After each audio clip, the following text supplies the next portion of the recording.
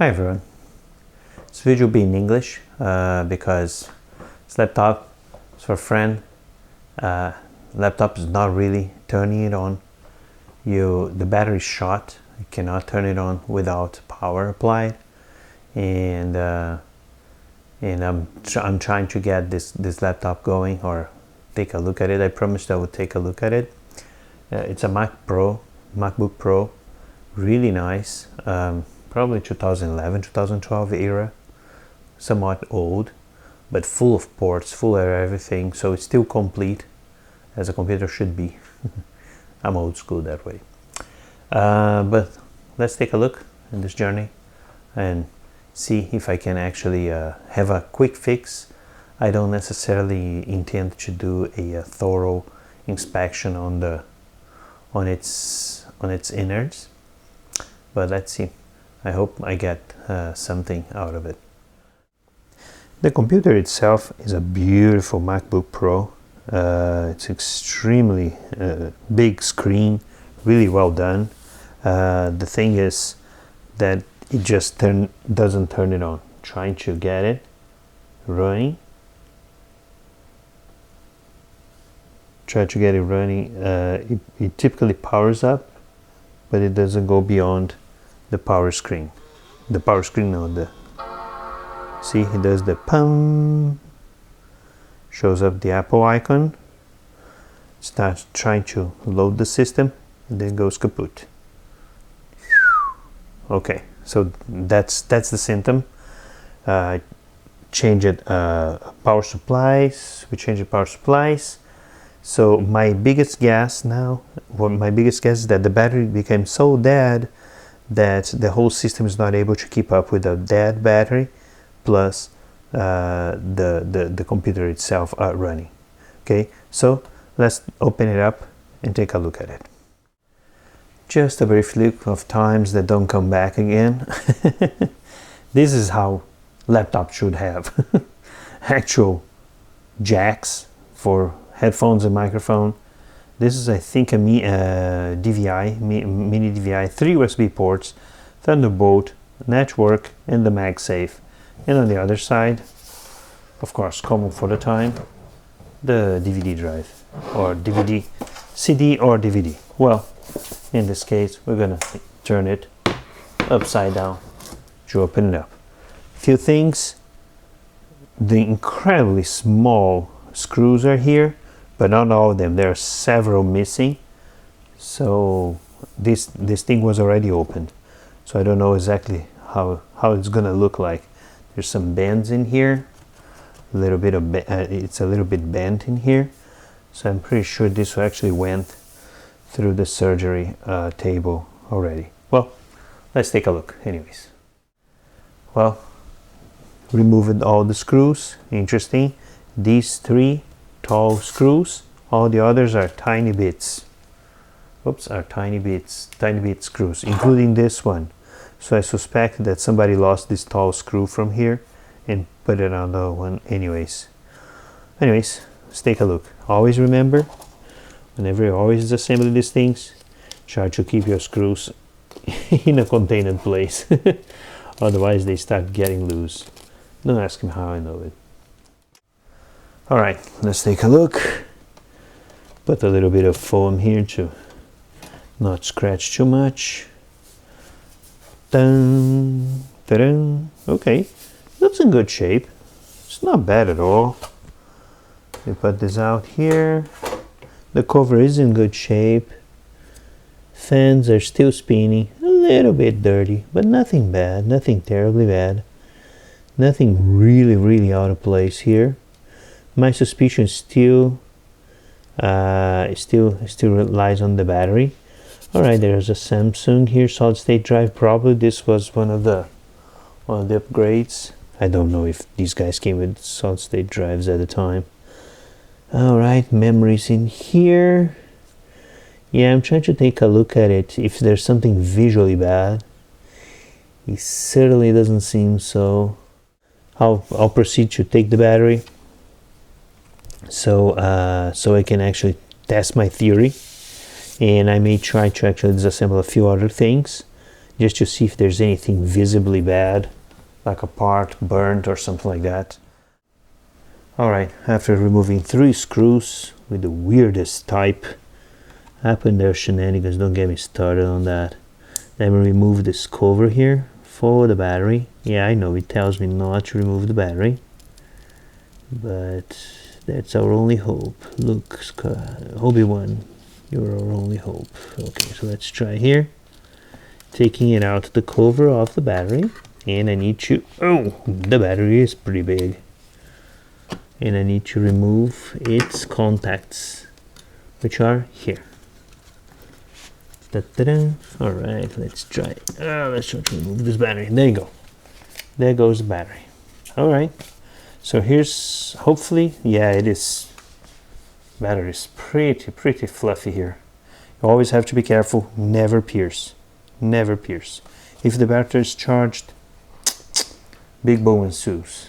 So you don't wanna do that. So I'm gonna try to turn it on. I'll flip it over. Try to turn it on.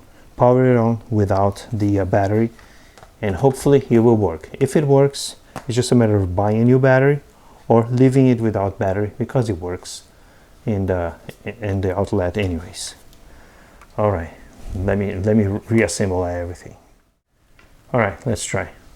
Connect the plug. Is it exploding? Boom. Let's see. Oh, you already did some noise in here. All right. Let's try. It's turning it on. Did the same noise.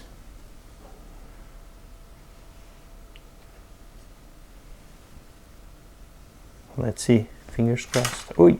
Fingers crossed. It's dead, Jim. It's dead, Jim. Let's see again. Yeah, I think it's probably is different. Let me do a mega reset here. Alrighty.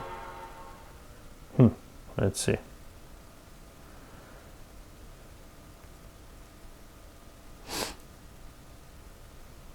It's going. Ha! It's going. Alrighty. So power supply faulty. Computer's going. Let's see if it finishes booting up.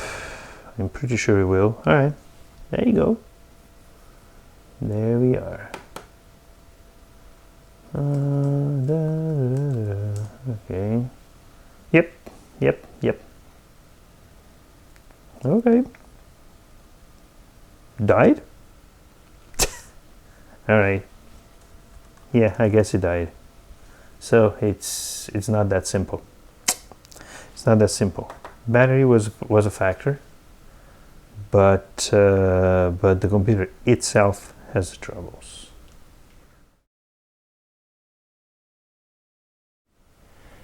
All right, still taking a second and third look at this thing. Find lots of interesting curiosities in here that I haven't noticed in my first inspection. First of all, look here. This support here is awfully broken. It already was like that. When I took out the battery, it didn't snap it. So definitely very interesting. Another aspect here is that this shielding here, the shielding had only one screw and the other one was not tied in. So I may actually try to find another screw to tie both here, just to see if it improves something else. The third one as well. Interesting. Some bits, some loose bits. These are non-metallic, so they're really don't pose a threat per se, but certainly somebody actually has visited this computer before and it was doing something, try to either fix something or perhaps replace the hard drive, I don't know, something like that. Apart from that, another bit here, it was a label on the computer that was actually out there, just like lying out there on top of other parts and stuff. These labels are usually isolated, but you never know because they have a glue. You don't want these things lying around because they may stick metallic dust, the metallic debris. So you don't want to do that. So another theory that people have been mentioning around on the internet is that the keyboard may actually be showing some signs of fault. So the computer just turns on and off because it believes that somebody's continuously pressing the power on button. So I'm going to explore that alternative.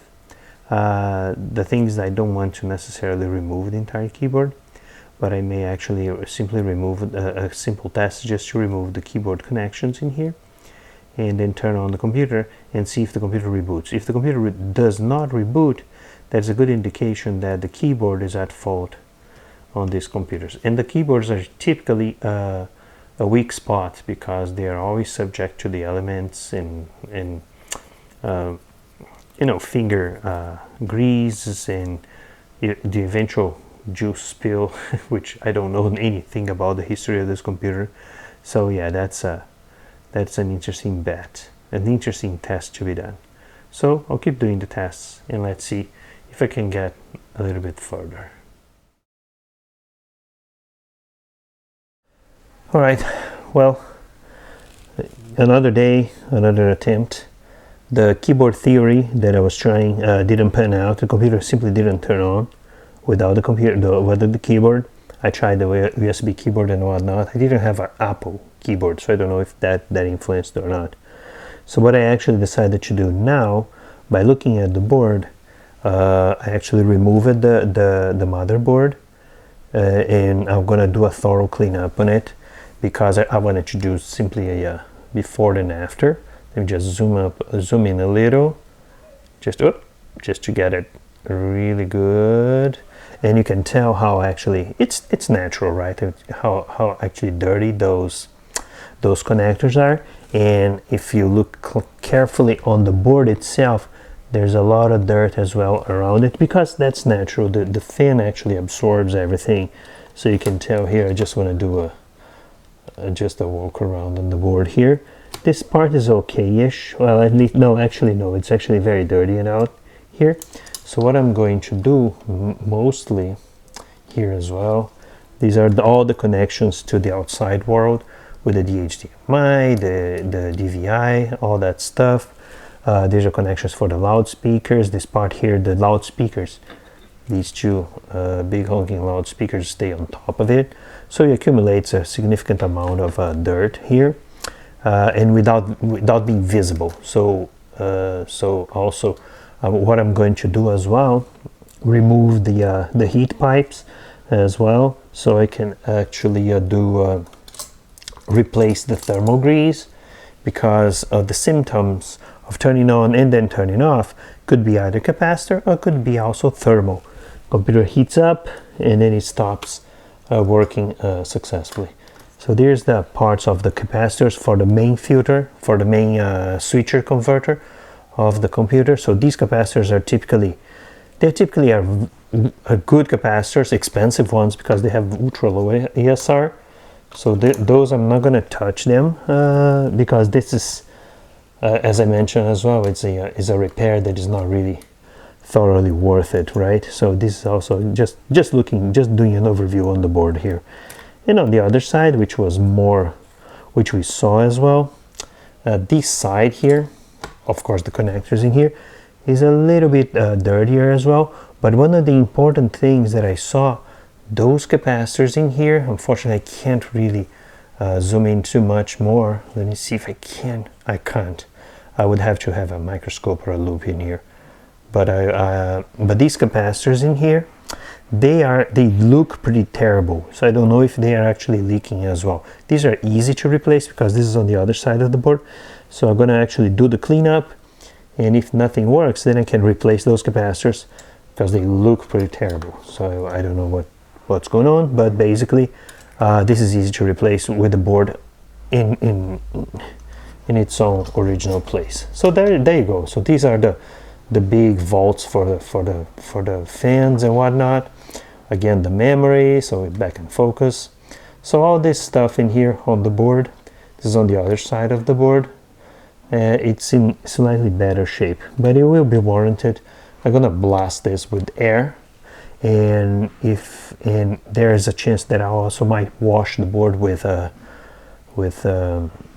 distilled water and do a big dry on it. So that's it. That's the scenario right now of the board, of the computer. It's still not working, still dead, but hopefully we'll get some conclusion or some sort of a good ending to this. If not, we learned a lot.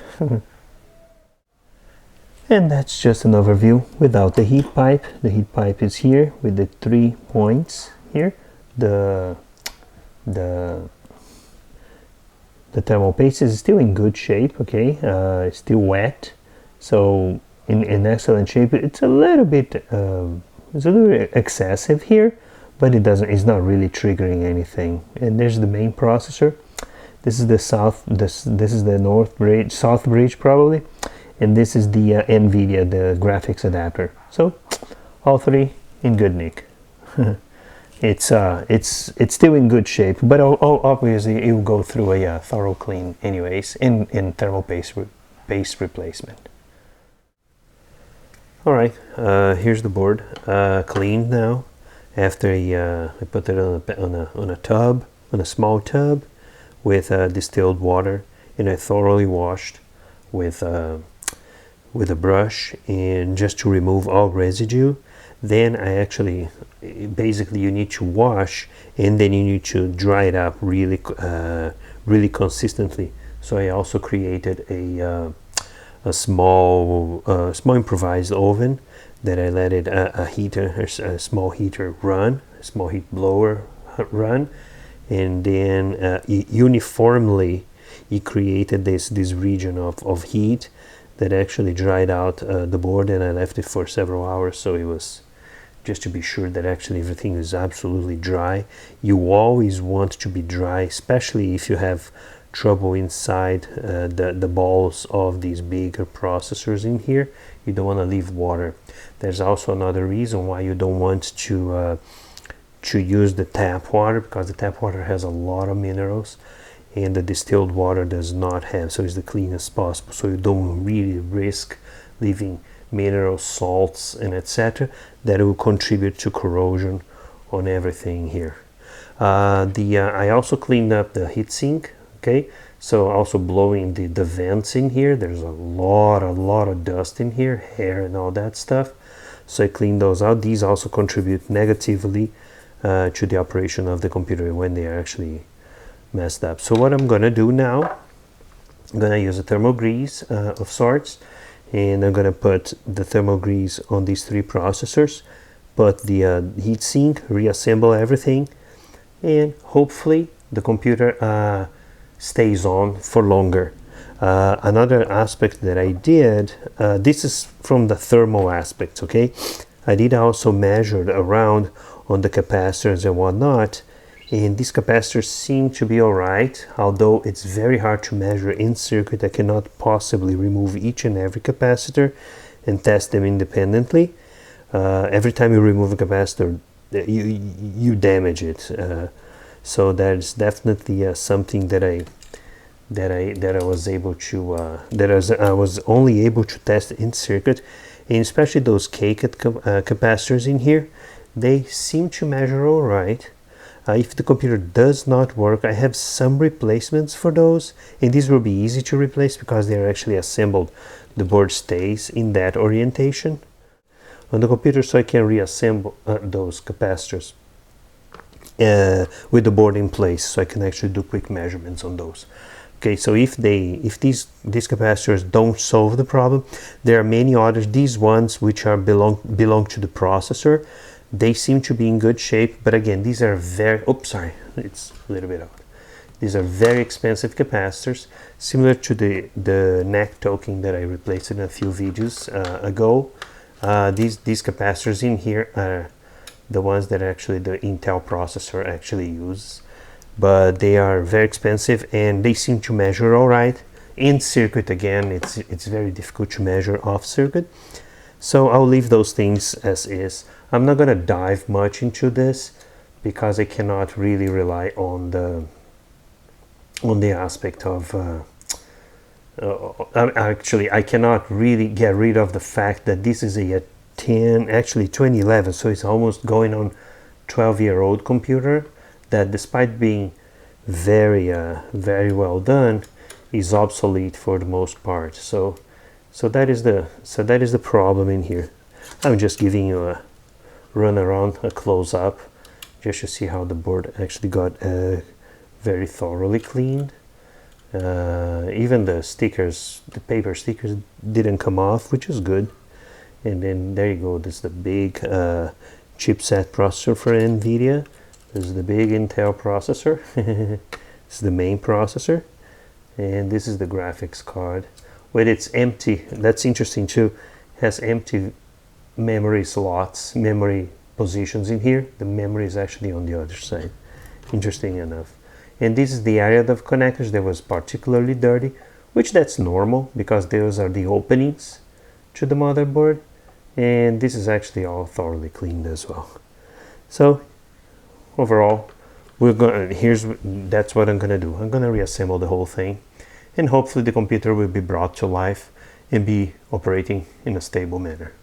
Fingers crossed. All right, moment of truth. It's partially reassembled. There's a few bits here, but just because I didn't yet assemble the bottom. It's just fitted. There's no really screwed in there. And I'm gonna connect the side power supply. So there's a chance this might not work. So let's see how that goes. Okay, so it's green. It's actually seems to be, well, charging, or at least the power supply did not properly acknowledge the device. Nothing blew up yet. Let's try it.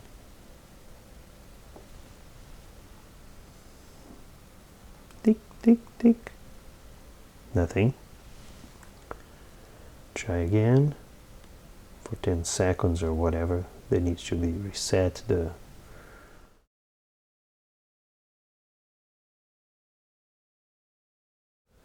Nope. Yeah, nope. Is it truly that? Okay, I'll try to figure out if there's something else that might be needed. I'm going to reopen and let's take a look at what may have happened. Well, that's what it takes. No memory, no computer. Of course, memory is down here. Completely forgot to add the memory. All right, let's see if it gets to it. All right, test number 2, connected, green again. I don't know if it has to wait for a little bit, but it's a different angle because I want to be sure that we see the light in here. Let me try. I wonder if that was the case. It's not turning on at all. Well, I try a few extra things, replacing the battery even just to see if there's anything related to the battery. I may come back to this thing tomorrow, take a second look, measure lots of voltages with the multimeter. Did a few things that seem to be okay, but then again, the supervisory circuits on the keyboard, on the power button, it's not kicking in. And I don't know exactly why. I would have to pull in schematics. I would have to pay for schematics. I would have to grab it from somewhere or grab from somewhere. And I promised my friend that I wouldn't take a look for much further than what it is, start replacing parts and things like that. So unfortunately, I personally won't declare it. I'll declare it dead. They are already considered it unsalvageable because of the state that it was. I hate to have this in a state that is worse than actually I got it, but it's the nature of the game. I actually tried a few things in one a little bit more involving, and it didn't work. I may try to come back to this, but at this point I can't really promise much. I expected at least that the computer would boot to the same broken state that it was, and it didn't. Rechecked connections, checked everything. So at this point, I'm ending this journey, and I'm considering this guy here, Dad, unfortunately. But such is life. We cannot win all of them, and that's how it goes. Alrighty, kind of defeated, but that's how it goes. See you next time. Thank you for watching, and see you next time.